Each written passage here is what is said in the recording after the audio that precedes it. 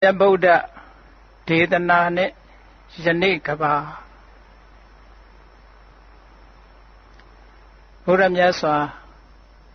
လူလောကမှာပေါ်ထွန်းလာခဲ့တာဟာအများတ attva တွေရဲ့ဟိတဒုက္ခအကျိုးစီးပွားနဲ့ချမ်းသာဒုက္ခအလုံးငါပေါ်ထွက်လာတာဖြစ်ပါတယ်ဟိတဆိုတာအခြေအနေကောင်းတွေကိုခေါ်ပါတယ်ဟိတဆိုတဲ့အခြေအနေကောင်းတွေရှိမှသာလျှင်ဒုက္ခလို့ခေါ်တဲ့ကိုယ်ချမ်းသာမှုစိတ်ချမ်းသာမှုဘဝမှာအစဉ်ပြေမှု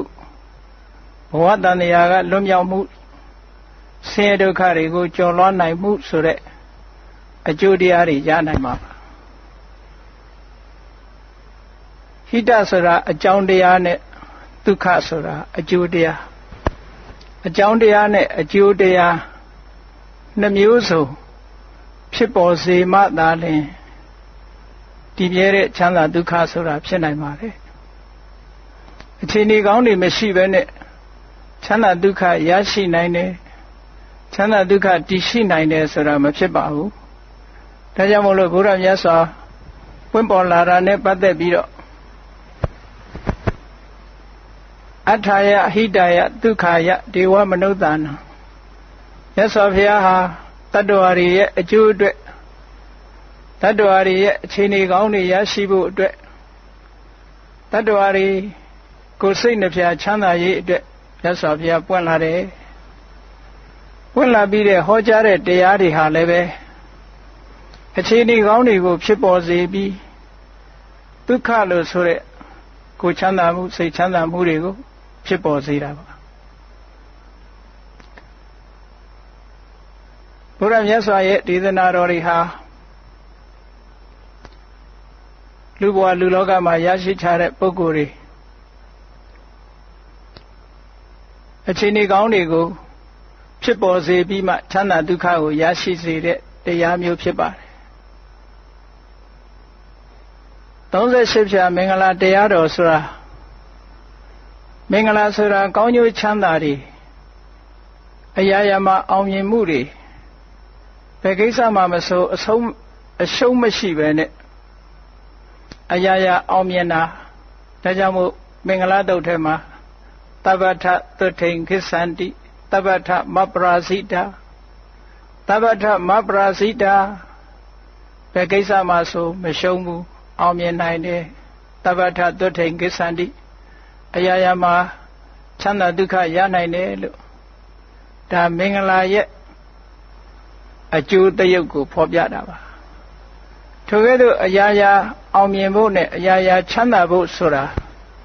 38မျိုးသောအခြေအနေကောင်းတွေရရှိရမှာဖြစ်ပါတယ်လူမိုက်တွေနဲ့မပေါင်းဘူးပညာရှိနဲ့ပေါင်းတယ်ဆိုတာဒါအခြေအနေကောင်းတွေကိုဖန်တီးပေးတာအဲလိုကလို့လူမိုက်တွေနဲ့မပေါင်းခြင်းပညာရှိနဲ့ပေါင်းခြင်းလို့ဆိုတဲ့အခြေအနေကောင်းမှမရှိဘူးဆိုလို့ရှိရင်ချမ်းသာဒုက္ခဆိုတဲ့မင်္ဂလာအကျိုးတရားမရနိုင်ပါဘူးမြတ်စွာဘုရားဟောတဲ့တရားဒေသနာတော်တွေဟာ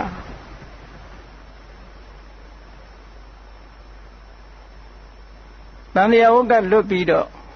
နိဗ္ဗာန်ချမ်းသာကိုရဖို့ဆိုတာကြည့်တခုတည်းမဟုတ်ပါဘူးတန်လျာရဲ့ခြင်းလဲနေတဲ့အချိန်မှလည်းပဲအရာရာအစဉ်ပြေပြီးအခြေအနေကောင်းတွေရရှိပြီးချမ်းသာဒုက္ခရဖို့တဘဝကနေတဘဝတန်လျာတဲ့လဲတဲ့အခါမှာလည်းပဲဆင်းရဲဒုက္ခနည်းနိုင်သမျှနည်းပြီးချမ်းချမ်းသာသာရှိဖို့ဆိုတာမြတ်စွာဘုရားကတရားဓမ္မတွေကိုဟောထားတာဖြစ်ပါတယ်ဒါကတစ်ပိုင်းမှာနောက်ဆုံးတန်လျာဝကနေလွတ်ပြီးကိုခြင်းနာခြင်းသိခြင်းလို့ဆိုတဲ့ဒီဆင်းရဲဒုက္ခတွေကလုံးဝလွန်မြောက်တဲ့ထာဝရငြိမ်းချမ်းတဲ့အငြိမ့်တက်ကိုရရှိခြင်းနဲ့ဆိုလဲမြတ်စွာဘုရားဟောတဲ့တရားတော်ဟာထိုနောက်ဆုံးအဆင့်ဖြစ်တဲ့နိဗ္ဗာန်ချမ်းသာကိုလည်းပဲရောက်ရှိစေတဲ့နိလန်းတွေကိုလမ်းညွှန်ထားတာဖြစ်ပါတယ်ဒီကနေ့မြန်မာနိုင်ငံမှာရှိတဲ့ဗုဒ္ဓဘာသာဝင်သူတော်စင်တွေအများစုကဘုရားမြတ်စွာဟောထားတဲ့ပိဋက30နိကေ9ပြာဓမ္မခန္ဓာပေါင်း84,000ဆိုတဲ့ဒီတရားတွေဟာလောကုတ္တရာတရားတွေဖြစ်တယ်ဘုန်းကြီးစာတွေဖြစ်တယ်တ တို့နဲ့မဆိုင်ဘူးလို့ဒီလိုထင်ကြတယ်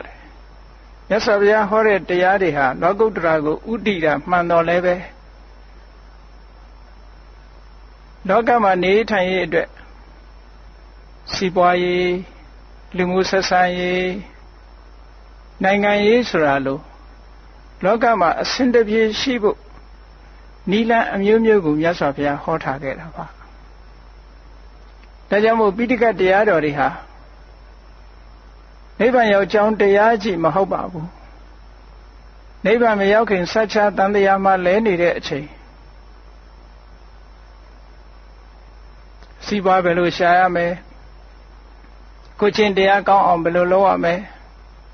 ဆင်းရဲဒုက္ခတွေသက်သာအောင်ဘယ်လိုနေထိုင်ရမလဲအရာရာအောင်မြင်အောင်ဘယ်လိုကျင့်သုံးရမလဲဆိုတာအခြေခံကစပြီးတော့ရှင်းလင်းထားတာပိဋကတ်ထဲမှာမြောက်များစွာရှိပါတယ်လူလောကလူရလို့ဖြစ်လာလို့ရှိရင်မြတ်စွာဘုရားကအင်္ဂုတ္တရနိကေအန္တသုတ်တံမှာဟောထားတာလူရလို့ဖြစ်လာလို့ရှိရင်အတိညာမျက်စိ2မျိုးရှိရမယ်တဲ့စီးပွားရှာတတ်တဲ့စီးပွားရေးပညာစီးပွားရေးမျက်စိလည်းရှိရမယ်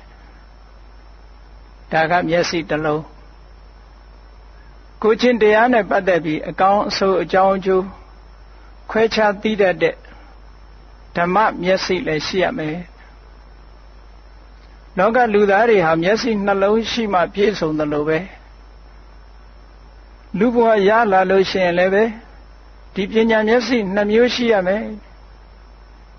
လူဖြစ်လာရင်စီးပွားရှာတတ်ရမယ်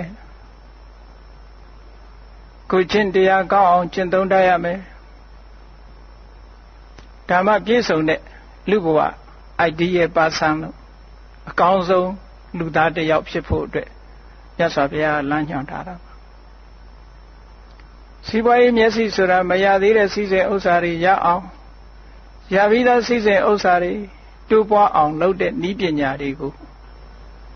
တတ်ကျွမ်းဖို့ထို့သောတတ်ကျွမ်းမှသာလျှင်လောကမှာမပင်မပန်းချမ်းချမ်းသာသာနဲ့နေနိုင်မှာဖြစ်ပါတယ်ကုသိုလ်ကောင်းမှုတွေလုပ်နိုင်မှာဖြစ်ပါတယ်နောက်တစ်ဖက်ကလည်းစီးပွားရေးဘက်ကတိုးတက်ရုံနဲ့မဖြစ်ဘူးကိုချင်းတရားကောင်းမှုစိတ်ဓာတ်မြင့်မားဖို့ဆိုတဲ့ဘက်ကလည်းပဲအမတန်မှအရေးကြီးပါတယ်စီးပွားတစ်ခုတည်းသာရှာတတ်ပြီးကိုချင်းတရားဘက်ကမပါဘူးကိုချင်းတရားနဲ့ပတ်သက်တဲ့အသိမရှိဘူးဆိုလို့ရှိရင်ထိုပုဂ္ဂိုလ်မျိုးဟာမျက်စိတစ်လုံးလက်နေတဲ့ပုဂ္ဂိုလ်နဲ့တူတယ်စီးပွားသာရှာတတ်ပြီးတော့ကိုချင်းတရားဘက်ကအသိဉာဏ်မရှိဘူးဆိုရင်ဒီပုဂ္ဂိုလ်ဒီစီးပွားကိုရတဲ့နည်းနဲ့ရှာတတ်ပါတယ်မကောင်းတုံးချပတ်စံရပြီးရောဆိုတဲ့အနေအထားမျိုးကြောင့်ထိုပုဂ္ဂိုလ်မျိုးဟာသူရလာတဲ့စီးစိမ်ဥစ္စာလဲကြာရှည်ခံတဲ့စီးစိမ်ဥစ္စာမဖြစ်ပါဘူးတခဏမြစီးပွားရေးအောင်မြင်တော့လဲမကြခင်ထိုစီးပွားရေးဟာလက်လွတ်ဆုံးရှုံးသွားနိုင်ပါတယ်ကိုချင်းတရားနဲ့ထိမ့်မထားလို့ရှိရင်စီးပွားဥစ္စာတိုးတက်မှုဟာထိုပုဂ္ဂိုလ်အတွက်အန္တရာယ်ကြီးဖြစ်ပါတယ်ဒါကြောင့်မို့မြတ်စွာဘုရားဘကလူရလို့ရှိရင်အသိပညာ2မျိုးရအောင်လုပ်ရမယ်ဒါအခြေအနေကောင်းတွေကိုမြတ်စွာဘုရားဟောတာပါအခြေအနေကောင်းတွေကိုဟောပေးတာ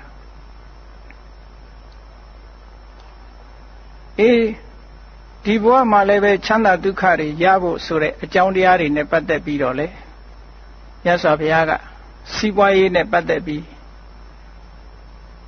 ဒီဘဝမှာပြည့်စုံရမယ့်အချက်လက်တွေလူလောကဟာဒီဘဝပြည့်စုံရုံနဲ့မပြီးသေးဘူး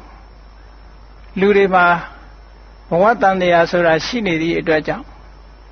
ဒီဘဝကောင်းရုံလေးနဲ့မပြီးသေးဘူးနောက်ဘဝ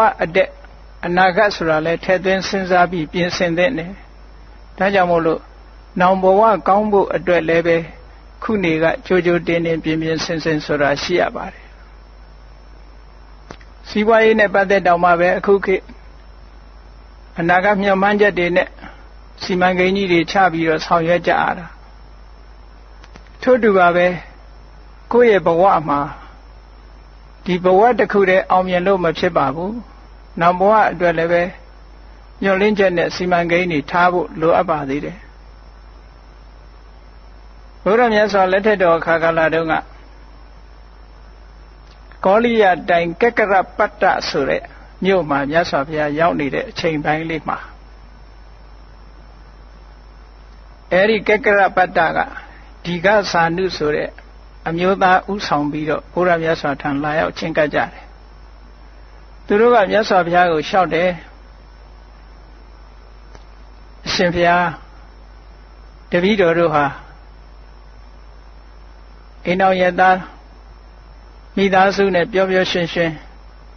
စီးပွားရှာလို့လူဘဝမှာချမ်းချမ်းသာသာဒီလိုနေခြင်းပါတယ်တည်တဲ့အခါမှာလည်းပဲတပည့်တော်တို့ကောင်းရာဒုက္ခတိရောက်ချင်တယ်ဗျာဒီဘဝလည်းချမ်းချမ်းသာသာပျော်ပျော်ရွှင်ရွှင်မိသားစုနဲ့တိုင်းတိုင်းဝိုင်းဝိုင်းနေခြင်းနဲ့နောက်ဘဝမှာလည်းတပည့်တော်တို့ကောင်းရာရောက်ချင်တယ်အဲ့ဒါလို့ဖြစ်နိုင်တဲ့အခြေအနေကောင်းတွေများရှိပါသလားလို့မြတ်စွာဘုရားလျှောက်တော့မြတ်စွာဘုရားကရှိတယ်ဒီဘဝအတွက်ဟိတဒုက္ခအခြေအနေကောင်းတွေနဲ့ချမ်းသာဒုက္ခကိုရစေနိုင်တဲ့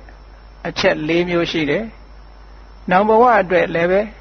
အခြေအနေကောင်းတွေပေးပြီးတော့ချမ်းသာဒုက္ခရစေနိုင်တဲ့အကြောင်းတရား၄မျိုးရှိတယ်ဆိုပြီးအင်္ဂုတ္တရနိကေမှာပဲမြတ်စွာဘုရားဟောထားတဲ့သုတ်တတုတ်ကိုမှတ်တမ်းတင်ထားတာရှိပါတယ်အဲ့ဒီသုတ်မှာမြတ်စွာဘုရားဒီဘဝအတွက်ဟိတဒုက္ခ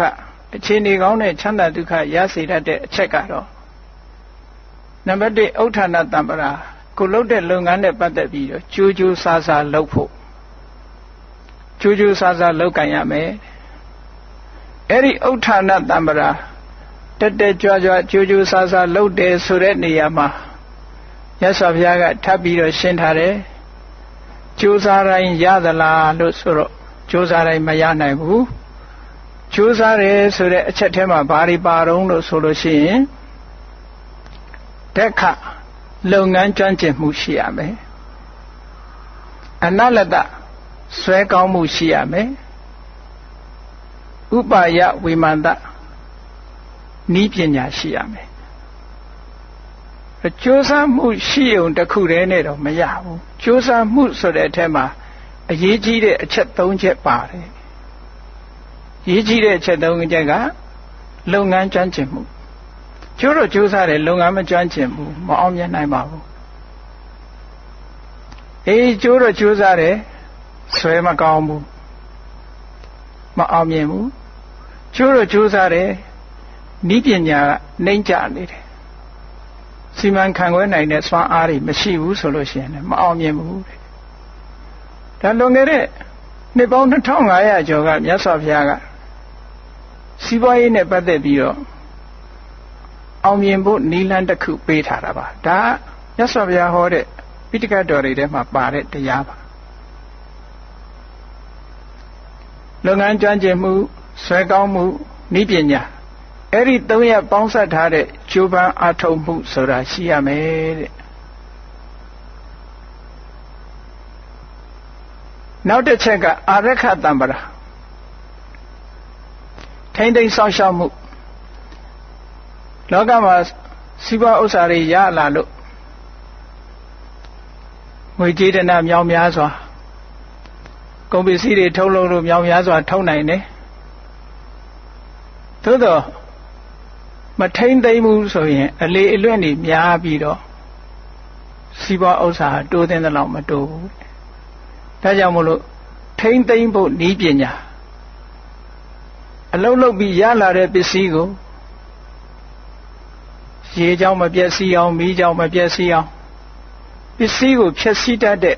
ယန္တမျိုး၅မျိုးတည်းကတစ်ခုခုနဲ့မှမပြည့်မစည်ရအောင်အလေလွင့်မရှိရအောင်ထိမ့်သိမ်းဆောင်ရှောက်မှုဆိုတဲ့အာရခတံပရာတရားရှိဖို့လိုသေးတယ်ဒါလည်းမြတ်စွာဘုရားကဒုတိယအချက်အနေနဲ့ခုလက်ရှိဘဝမှာကြီးပွားတိုးတက်ဖို့အတွက်မြတ်စွာဘုရားဟောတာဒါလည်းအမတန်လိုအပ်တဲ့အကြောင်းတရားတစ်ခုပါနောက်တစ်ခုကတော့ကလျာဏမိတ်တမိတ်ကောင်းဆွေကောင်းစီးပွားရေးနဲ့ပတ်သက်ပြီးအကြံပေးမဲ့ပုဂ္ဂိုလ်အကျင့်စာရိတ္တကောင်းတဲ့ပုဂ္ဂိုလ်အသိပညာရှိတဲ့ပုဂ္ဂိုလ် ဆုံးလွတ်နိုင်မှုရှိတဲ့ပုဂ္ဂိုလ်ကိုယုံကြည်မှုရှိတဲ့ပုဂ္ဂိုလ်ကိုချင်းတရားကောင်းတဲ့ပုဂ္ဂိုလ်အဲ့ဒီလိုမိတ်ကောင်းဆွေကောင်းတွေလည်းပဲအမတန်မှလိုအပ်ပါတယ်ဒီကနေ့ခေတ်ကြီးစီးပွားဥစ္စာတိုးတက်နေတဲ့ပုဂ္ဂိုလ်တိုင်းဟာဒီအခြေအနေကောင်းတွေရှိရအကယ်၍မိတ်ကောင်းဆွေကောင်းမရှိဘူးဆိုရင်ခုနကကျိုးပန်းအထောက်မှုကြောင့်ပစ္စည်းဥစ္စာတွေရလာနိုင်တယ်ထိမ့်သိမ့်ရှိတတ်လို့စွမိစောင်းမိဖြစ်လာတယ်သို့တော့မိကောင်းဆွေကောင်းမရှိဘူးဆိုရင်ထိုပစ္စည်းတွေဟာတဲထဲမှာရေသွန်လိုက်တယ်လို့ပဲအတုံးအဖြုံးနဲ့တခါတည်းပျက်စီးဆုံးရှုံးပြီးတော့သွားနိုင်တယ်ဒါကြောင့်မို့မိကောင်းဆွေကောင်းရှိဖို့ဆိုတာအမတန်မှအရေးကြီးပါတယ်ဟောနောက်ဆုံးစည်းဝါးရေးနဲ့ပတ်သက်ပြီးတကယ်ကိုအရေးကြီးတဲ့အချက်တစ်ခုကတော့သမစီဝိတာရလာတဲ့စီးစိမ်ဥစ္စာကိုထုတ်လုပ်တဲ့ပစ္စည်းကိုယ့်ရဲ့ဝင်ငွေထွက်ငွေနဲ့ပတ်သက်လာလို့ရှိရင်စရင်စရာခိုင်မာထားပြီးတော့ဝင်ငွေနဲ့ထက်ဝေအမြဲတမ်းမျှတဖြစ်နေဖို့အရေးကြီးတယ်သမစီဝိတာဆိုတဲ့သဘောကဝင်ငွေနဲ့ထွက်ငွေအမြဲတမ်းညှိပြီးတော့အခုခေတ်စီးပွားရေးပညာတွေလိုပဲဝင်ငွေတွေကများပြီးတော့သုံးငွေနည်းနေလို့လည်းမဖြစ်ဘူးသုံးငွေတွေကများပြီးတော့ဝင်ငွေတွေကနည်းနေလို့လည်းမဖြစ်ဘူးထိုနှစ်ခုကဝင်ငွေနဲ့ထွက်ငွေမျှ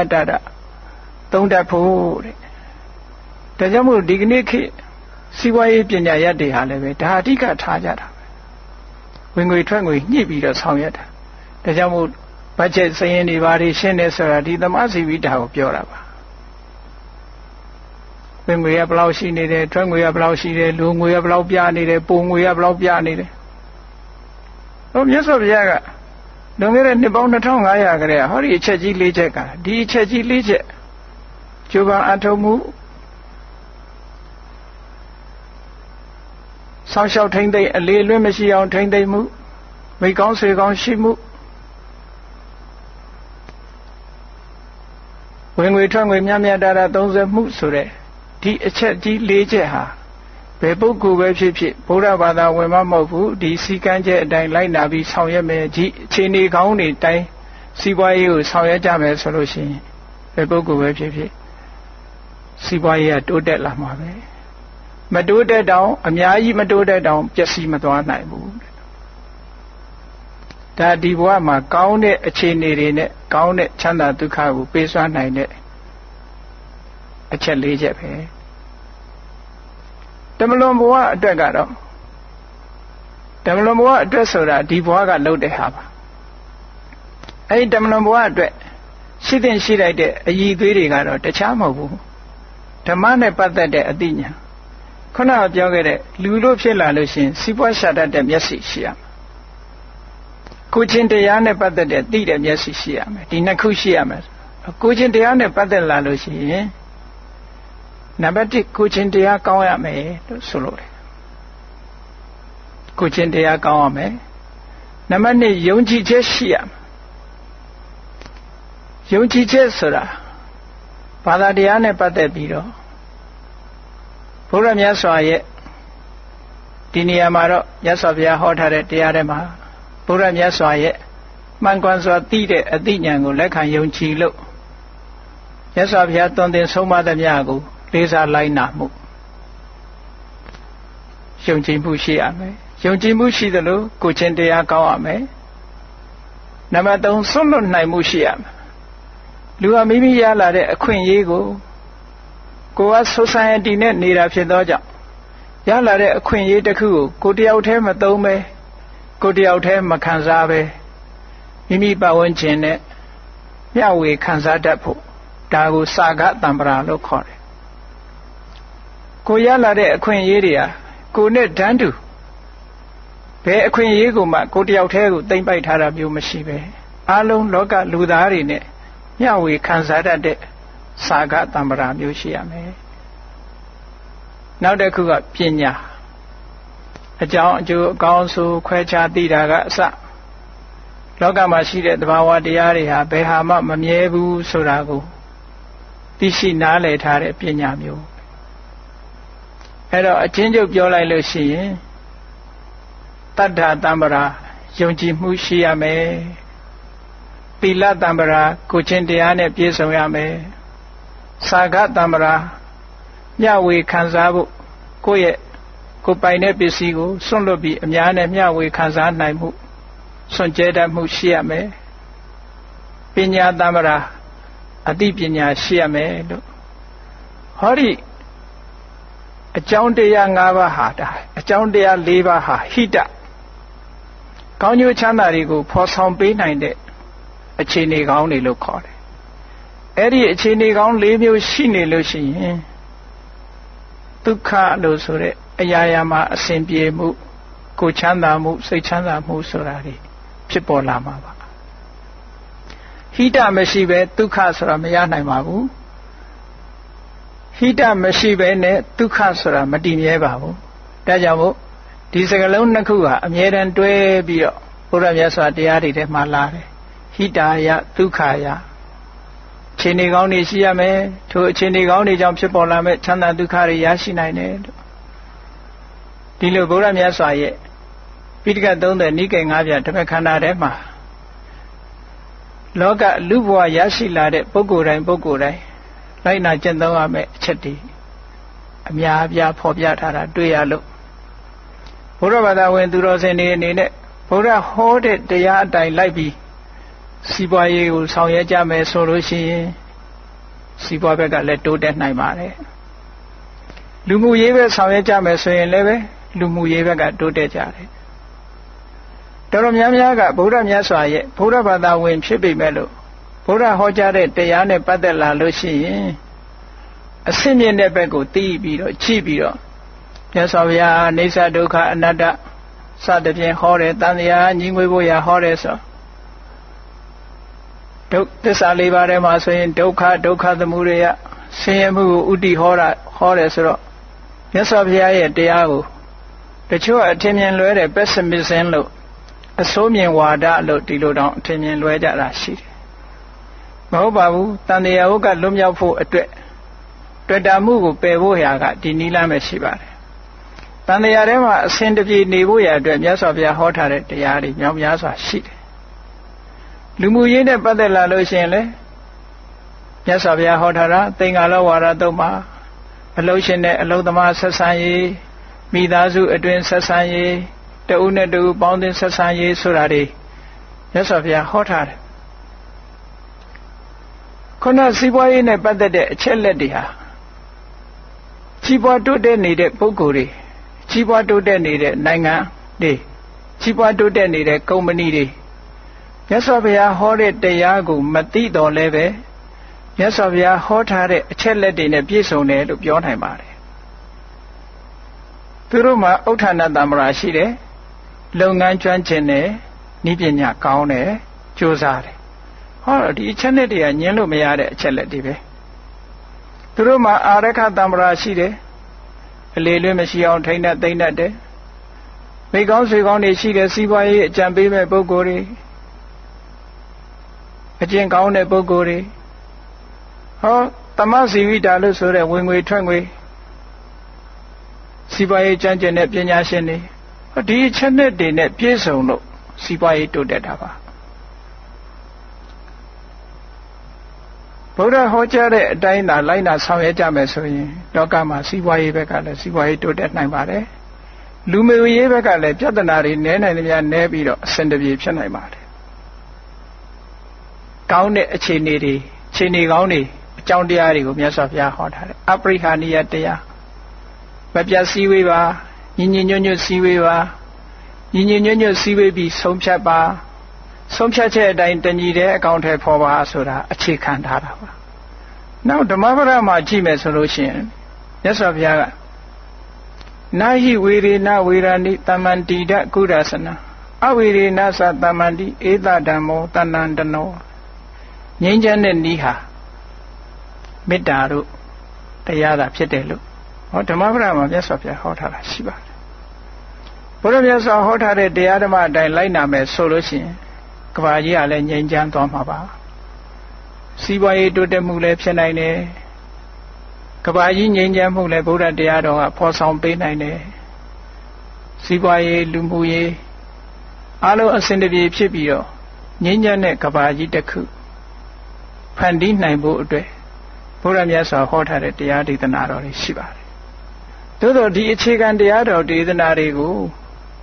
ဘုရားဘာသာအများစုကသိပြီးတော့မသိကြဘူး။အထူးသဖြင့်မြန်မာလူမျိုးတွေတဲကဘုရားတရားတော်တွေဟာလောကုတ္တရာတရားတွေပဲဘုန်းကြီးစာတွေပဲတို့နဲ့သိမဆိုင်ဘူးလို့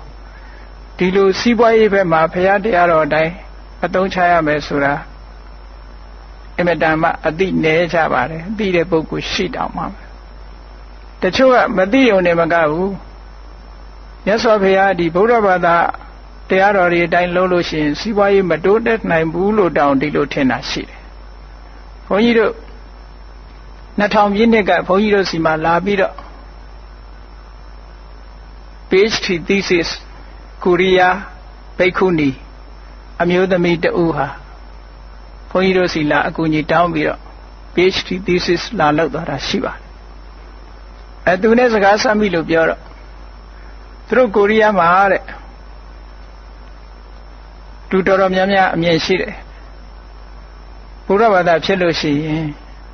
တိုင်းပြည်မကြီးပွားနိုင်ဘူးလို့တော်တော်အမြင်ရှိကြတယ်အဲ့ဒီအမြင်ကဘုရားတရားတော်ကိုမသိလို့သူတို့ကဘာကိုချိတုံးလို့ဆိုလို့ရှိရင်ပါဏာတိပါဒဝေရမဏိသူ့အတိုက်ကိုမသားရဘူးသူ့ဥစ္စာမခိုးရဘူးစသဖြင့်၅ပါးသီလကိုမလုပ်ရဘူးရှောင်ရမယ်ဆိုတာတွေကိုကြည့်ပြီးတော့လောကကြီးမှာဒါတွေရှောင်နေလို့စီးပွားရေးလုပ်လို့မဖြစ်ဘူးလို့ဒီလိုယူဆကြတာရှိပါတယ်။အမှန်စီးပွားဖြစ်နိုင်တဲ့နိလန်းတွေအများကြီးရှိတယ်။မြတ်စွာဘုရားက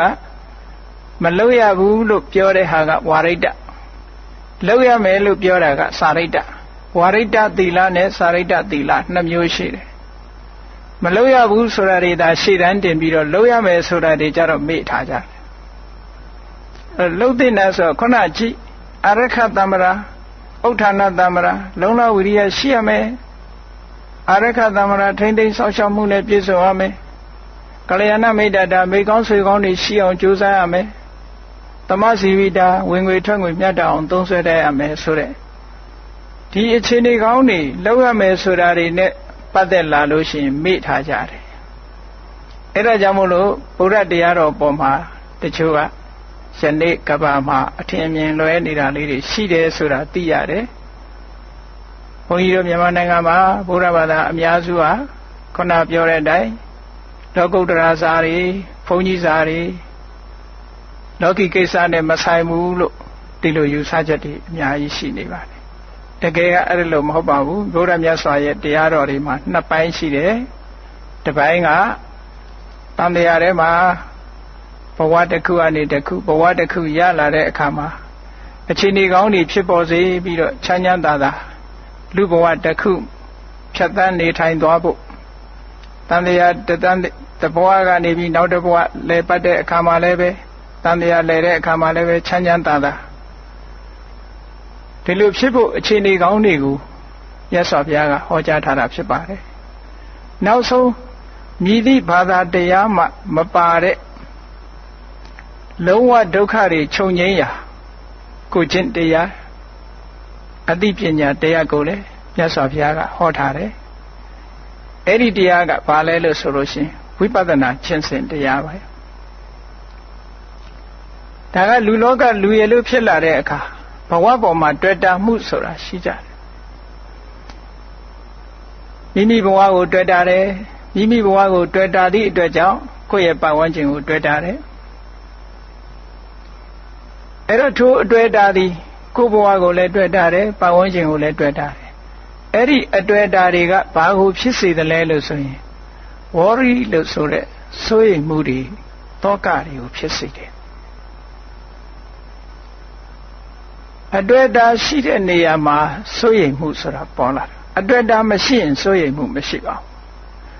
ကိုယ်မပိုင်ဆိုင်တဲ့ပစ္စည်းတစ်ခုပေါ်မှာမြည်သူမှတောကမဖြစ်ပါဘူးကိုယ်ပိုင်ဆိုင်တဲ့ပစ္စည်းတစ်ခုပေါ်မှာသာတောကဖြစ်တယ်ကိုယ်နဲ့မသိတဲ့လူတစ်ယောက်ပေါ်မှာတောကမဖြစ်ပါဘူးကိုယ်နဲ့သိတဲ့ပုဂ္ဂိုလ်ပေါ်မှာသာတောကဖြစ်တာပါအဲ့တော့တောကလို့ဆိုတဲ့ worry ဟာတ တွေ့တာမှုပေါ်မှာအခြေခံတယ်အဲ့တော့တောကရှိနေသေးသမျှ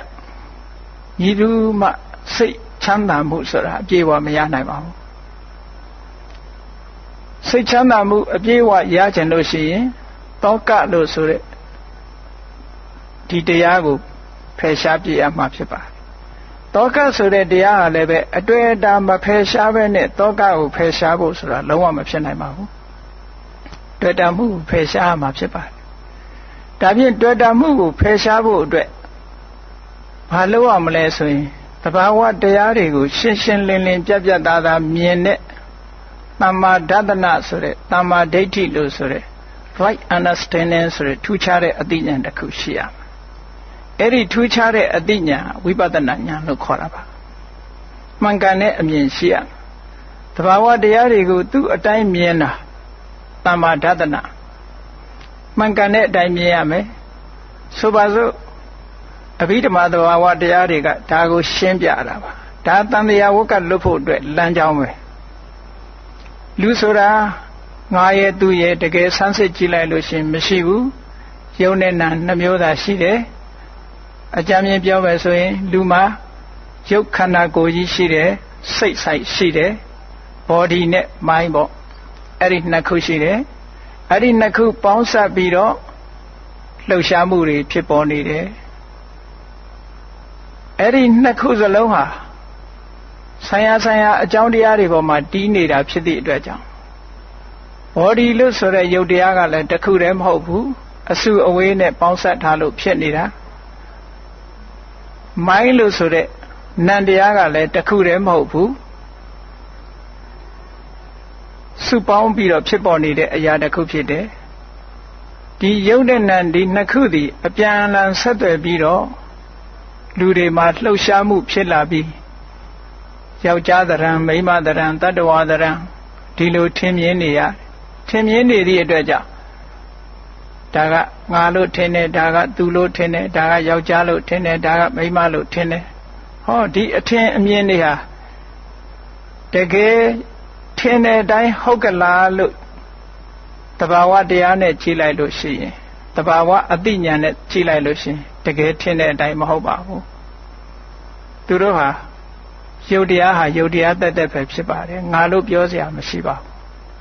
နန္တရားဟာလည်းနန္တရားတက်တက်မျှတာဖြစ်ပါတယ်ငါလို့ပြောစရာမရှိပါဘူးယုတ်နဲ့နန္နဲ့နှစ်ခုခွဲထားလိုက်မယ်ဆိုလို့ရှိရင်လှုပ်ရှားမှုတို့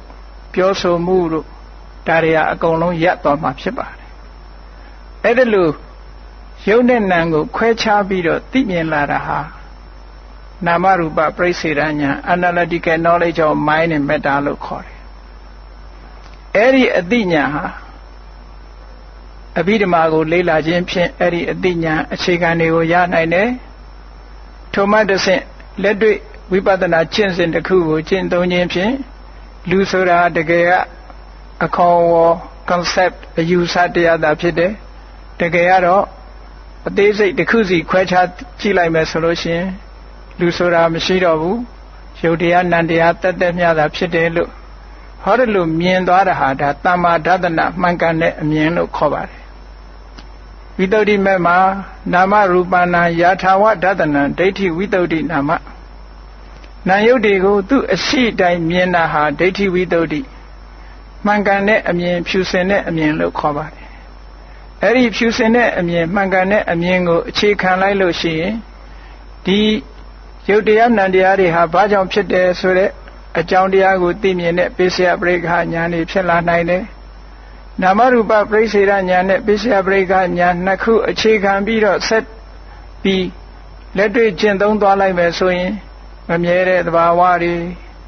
အစဉ်သာဝရပြောင်းလဲနေတဲ့သဘာဝတွေသင်္ခါရတရားတွေရဲ့ဒီမတည်မြဲတဲ့အာကိုးစရာမရှိတဲ့အခြေအနေမျိုးတွေကိုမြင်လာလို့ရှိရင်ခုနပြောတဲ့ attachment လို့ခေါ်တဲ့တွေ့တာမှုဟာရောကြလာမှာဖြစ်ပါတယ်တွေ့တာမှုတွေရောကြလာသွားတာနဲ့တပြိုင်တည်း worry ဆိုတဲ့သောကတွေလည်းရောကြသွားမှာဖြစ်ပါတယ်